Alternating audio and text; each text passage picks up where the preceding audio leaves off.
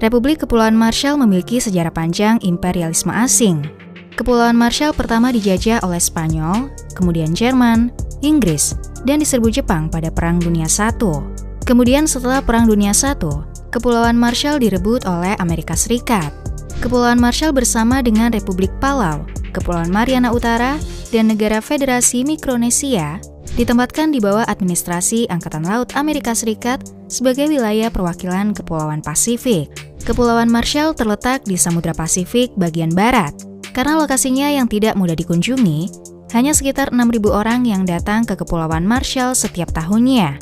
Padahal Kepulauan Marshall menyajikan pemandangan alam yang apik dan jauh dari kebisingan dan kesibukan kota, sangat cocok bagi wisatawan yang membutuhkan sedikit ketenangan dan udara segar. Kepulauan Marshall terancam tenggelam karena permukaan air laut semakin naik. Jika kita berada di dalam salah satu pulau, maka air pantai akan terlihat dari segala sisi. Pada tahun 2013, banjir menerjang Kepulauan Marshall dan telah merusak ratusan rumah, sekolah, dan mengganggu arus penerbangan. Semakin rusaknya alam bisa saja dapat menghilangkan suatu negara yang merdeka, bukan hilang secara politik, namun secara harfiah dan fisiknya. Kepulauan Marshall meraih kemerdekaannya pada 1979. Pemerintah Amerika Serikat secara resmi mengakui konstitusinya, melegalkan pemilihan umum, dan menandatangani Compact of Free Association. Kepulauan Marshall dianggap sebagai sekutu dan negara terikat oleh Amerika Serikat, menyebabkan Kepulauan Marshall mendapatkan akses ke agen federal Amerika Serikat seperti National Weather Service, Federal Aviation Administration, dan Postal Service. Selain kelapa kecil, sukun, dan industri perikanan, Kepulauan Marshall tidak memiliki banyak jalan untuk mendapatkan penghasilan.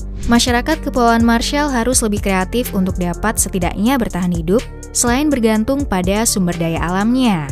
Kepulauan Marshall telah mendaftarkan kapal populer di dunia, yaitu Marshallis, dan mulai beroperasi pada 1990. Beberapa negara kepulauan di sekitar Kepulauan Marshall sama-sama menghadapi kenaikan suhu laut yang semakin mengikis daratan mereka. Jadi, mau tidak mau, negara-negara kecil ini beralih ke diplomasi. Dari 17 anggota PBB yang menyetujui kemerdekaan Taiwan, 9 negara di antaranya adalah negara-negara kepulauan kecil, termasuk Kepulauan Marshall. Selama ini, Kepulauan Marshall mendapatkan bantuan luar negeri Amerika Serikat setiap tahunnya senilai $78 juta dan menjanjikan $1,5 miliar kepada Kepulauan Marshall dari tahun 2004 hingga 2024. Tentu saja harus ada sesuatu sebagai gantinya. Amerika Serikat membuat kubah radioaktif raksasa di Pulau Atoll Enewetak. Ketika Amerika Serikat mengambil alih pulau-pulau pada tahun 1940-an, Amerika menggunakannya sebagai situs uji coba nuklir untuk beberapa bom terbesar dan paling merusak sepanjang sejarah, termasuk di dalamnya Castle Bravo. Ledakannya 2,5 kali lebih kuat dari perkiraan, yaitu 15 megaton TNT yang langsung dapat menghancurkan alat pengukur dan mencemari beberapa pulau di sekitarnya. Pada tahun 1977, 4.000 tentara Amerika Serikat dikirim untuk membersihkan dampak tersebut.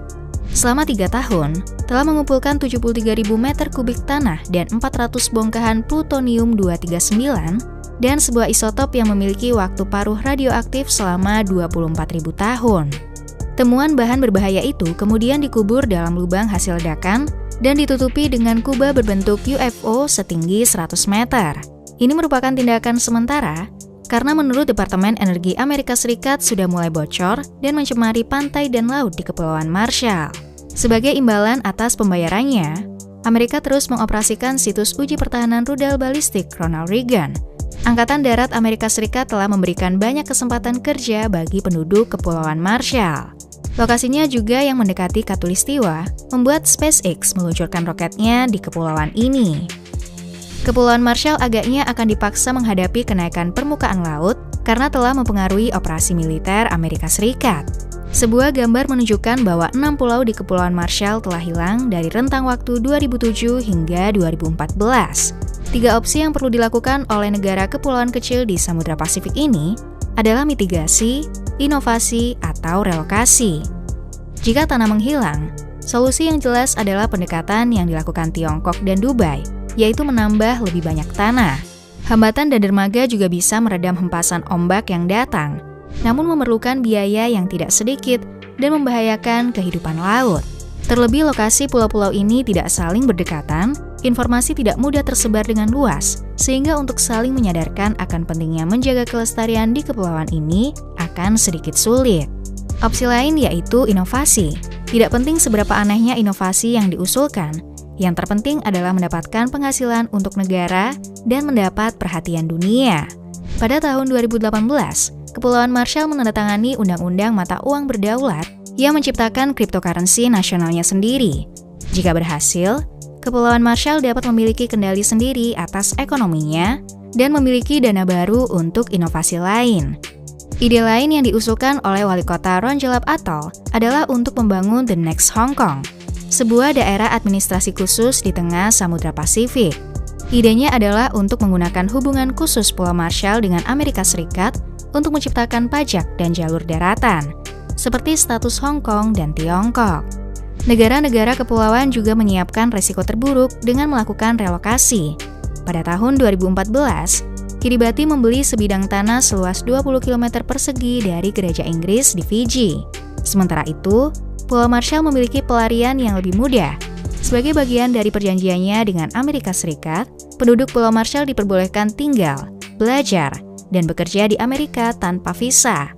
Sekitar sepertiga penduduk Pulau Marshall bermigrasi ke Springdale, Salem, dan Oregon.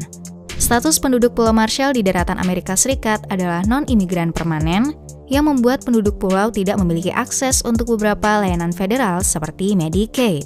Dan jika Compact of Free Association tidak diperpanjang pada akhir 2024, maka penduduk Pulau Marshall tidak lagi mendapatkan jalur istimewa dari Amerika Serikat. Saat ini, tidak hanya negara kepulauan kecil di Samudra Pasifik yang akan merasakan efek kenaikan permukaan laut. New York, Jakarta, Dubai, suatu saat nanti akan merasakan bagaimana rasanya hidup dalam ketakutan akan tenggelam.